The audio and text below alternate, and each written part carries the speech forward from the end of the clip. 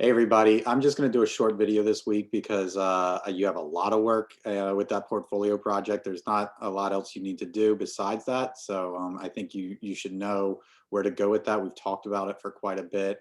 I'm just going to go over a little bit of the discussion last week because I was really excited about some of the conversations that were taking place between you all, the class, like you and your classmates, and then some of the conversations that I was able to have with some of the students as well about diversity and inclusion. I really appreciate some of you that were sharing some of those personal stories. Especially, I read one by, I think it was Lawrence, who had the deaf fitness member come in and they were able to help that person. And then somebody that worked in a nail salon, or not, I'm sorry, a hair salon, and a Muslim woman came in and they were able to support her and get her into the back and do her hair. And I'm sure she really appreciated that. And then I believe Tiara, I'm sorry if I'm mispronouncing your name, sharing about her experience with Black Lives Matter in her workplace. And these are important conversations to have. And one of the things that I think was missing through all this was what can you do? You know, we talked a lot in the discussion about how this improves the workplace, but how can you do it? Like what actions need to be taking place? And one of the things that my school does, I work with Ryan and Stratton, and then I work with another school as well. And one of the things that they do is we have professional development meetings that take place that are led by POCs, persons of color. And it's very important, I think, to have these to allow for these conversations to take place, or as you call them, these courageous conversations. And what that means is that you're allowing for workers to have a place to talk about things in a way where they don't feel like they're going to be judged or there are going to be repercussions. You know, if you're coming into this with not as much knowledge about race and equity as some people are, then being able to talk about this in places without any repercussions is very important.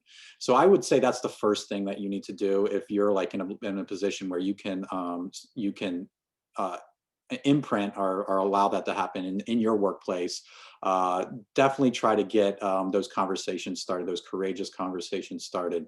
Also, I believe Alberto mentioned something about like another way to kind of fuse that with something a little bit more fun is to bring food into it, and you know, like have different cultures bring different food items from that culture, and that's a super cool idea. So those are things that could help out. Just the last thing that I want to say as far as the assignments for this week, I can't stress enough the importance of the portfolio project. Is a large portion of your grade, but also don't forget about discussion. Last week, a few of you were marked off on discussion, and I didn't see that. Like the discussion grades were very consistent. Everybody was doing exactly what they needed to. But then last week, I think they fell off, and I think the reason is because you know, there's a lot more going on. But just try to get in there. Just try to do the requirements. And again, I'm going to list the requirements just so we know we're on the same page. So for the discussion requirements, that means you post an initial post that's 150 words, approximately 150 words.